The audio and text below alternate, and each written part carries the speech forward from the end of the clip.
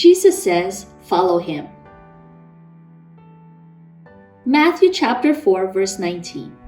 Come follow me, Jesus said, and I will make you fishers of men. Gill's exposition of the entire Bible explained the context of this verse this way. From the time that Satan left tempting him, referring to Jesus, as soon as that combat was over, immediately he went into Galilee, began to preach, and called his disciples. Matthew chapter 4 verse 19 is about Jesus calling his first disciples, Peter and his brother Andrew, James and his brother John. Verses 18 to 22 tells us that Jesus' first disciples were fishermen, simple, ordinary, working people. Editor Charles Bailey, in his commentary, said this: Jesus sees our potential.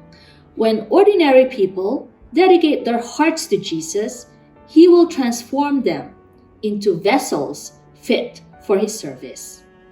What is extraordinary about these ordinary fishermen is their response. When Jesus called them, verse 20 says that Peter and Andrew at once left their nets and followed him.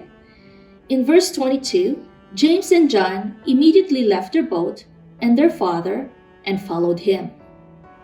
So what is the relevance of this verse for our time? Jesus is still calling people of all ages and background to be his disciples today.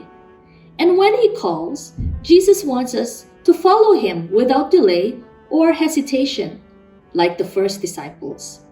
They did not give excuses. They even made serious personal sacrifices for the sake of following Jesus. Also notice that the disciples are first to follow Jesus. Then Jesus will make them fishers of men. Before following Jesus, the first disciples drew fish from the sea.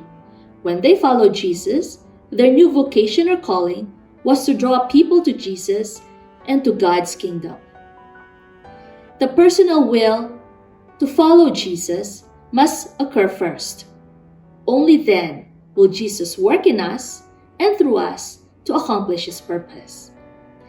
Finally, we should follow Jesus not because of what he can do for us, but because he is Lord. What if we pray for miracles, but God has a different plan? Do we just stop following Jesus? We should follow Jesus because he is Lord. If we want a faith that prevails in the midst of trials and hardships, we must follow Jesus because of who he is, not because of what he can do. Jesus says, first follow him, then he will make us fishers of men. And so, we must follow him because he is Lord.